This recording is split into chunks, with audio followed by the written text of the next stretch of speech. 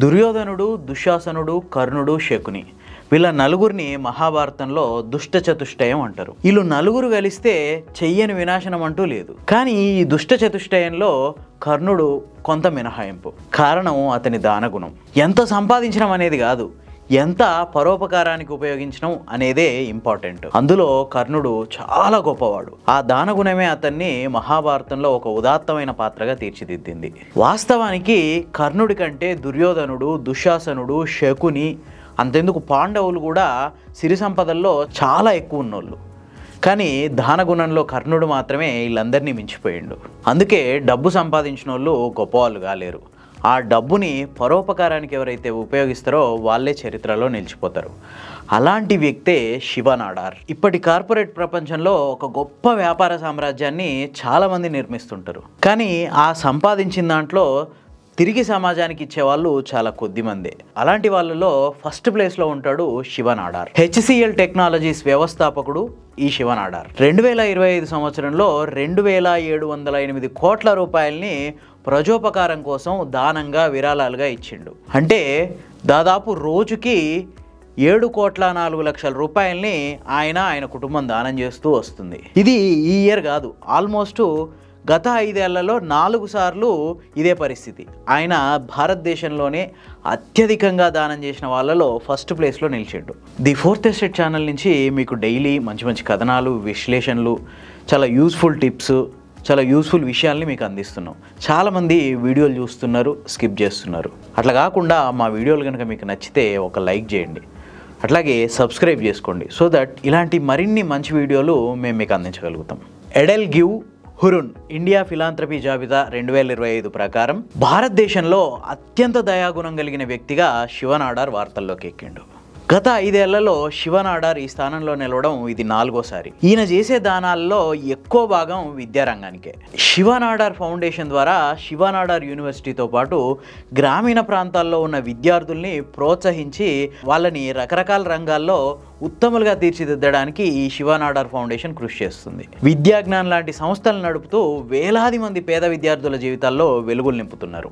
దేశంలోనే అత్యధిక సంపన్నులైన అంబానీలు, అదానీలు, బజాజ్లు, బిర్లాలు వీళ్ళంతా శివ నాడార్ కంటే దానగుణంలో వెనకబడిపోయారు. కార్పొరేట్ సోషల్ రెస్పాన్సిబిలిటీ ఈ చట్టాన్ని కేంద్ర ప్రభుత్వం 2013లో చేసింది. ప్రతి కంపెనీ దాని వార్షిక ఆదాయం నుంచి, అంటే ఒక సంవత్సరంలో దానికి వచ్చే లాభాల నుంచి 2% సామాజిక బాధ్యత కింద ప్రజోపయోగం కోసం ఖర్చు పెట్టాలి. ఇది చట్టం. అంటే ఒక విధంగా చెప్పాలంటే ప్రభుత్వానికి ట్యాక్స్ ఎట్లా కడుతున్నారో ఈ 2% కూడా ఖచ్చితంగా సోషల్ రెస్పాన్సిబిలిటీ కింద ఖర్చు పెట్టాలి. అది వాటి బాధ్యత. కానీ చాలా కంపెనీలు ఈ సోషల్ రెస్పాన్సిబిలిటీ కింద ఖర్చు చేసిన డబ్బుల్నే దానంగా, విరాళంగా ఇట్లా చెప్పుకుంటున్నాయి. కానీ శివ నాడార్ అట్లా కాదు.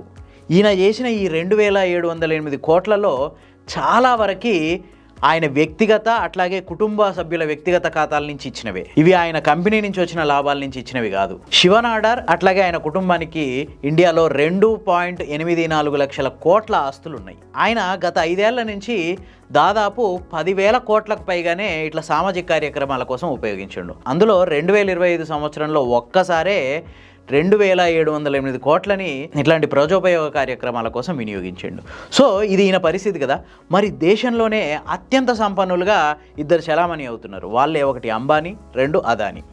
వీళ్ళ ఆస్తులేంది, వీళ్ళు చేసే దానాలతో ఒకసారి చూద్దాం. ముఖేష్ అంబానీ అట్లాగే ఆయన కుటుంబానికి ఉన్న ఆస్తుల విలువ 9.55 లక్షల కోట్లు. మరి ఇంత పెద్ద మొత్తంలో ఆస్తున్న ముఖేష్ అంబానీ ప్లస్ ఆయన కుటుంబం కలిసి 2025 సంవత్సరంలో కేవలం 626 కోట్ల రూపాయలు మాత్రమే విరాళంగా ఇచ్చింది వివిధ సామాజిక కార్యక్రమాల కోసం. అది కూడా మెజారిటీ వాళ్ళ సోషల్ రెస్పాన్సిబిలిటీ ఆ చట్టం ప్రకారం ఇచ్చినవే. ఇక దేశంలో 2వ అతిపెద్ద సంపన్నుడు గౌతమ్ అదానీ. అట్లాగే ఆయన కుటుంబానికి కలిపి 8.14 లక్షల కోట్ల ఆస్తులు ఉన్నాయి. ఈయన దానగుణం ఎంతో తెలుసా? 2025 సంవత్సరంలో 386 కోట్ల రూపాయలు. సో ఈ అంబానీ, అదానీతో పోలిస్తే 4వ వంతు మాత్రమే ఆస్తులున్న శివ నాడార్ 2708 కోట్ల రూపాయల దాతృత్వాన్ని చాటుకుంటే అంబానీ, అదానీలు కనీసం ఇద్దరూ కలిపి కూడా 1000 కోట్ల రూపాయలు దానం చేయలేదు. దేశం మీద, దేశ సంపద మీద, దేశంలో ఉన్న సహజ వనరుల మీద మాత్రం గుత్తాధిపత్యం కోసం పొద్దున్న లేస్తే కొట్లాడేది మాత్రం వీళ్ళే. మళ్ళా దేశంలో ఉన్న సహజ వనరుల మీద గుత్తాధిపత్యం కోసం ఏకంగా ప్రభుత్వాలనే గుప్పిట్లో పెట్టుకుంటున్న ఈ వ్యాపార సామ్రాజ్య దిగ్గజాల దానగుణం ఇదన్నమాట.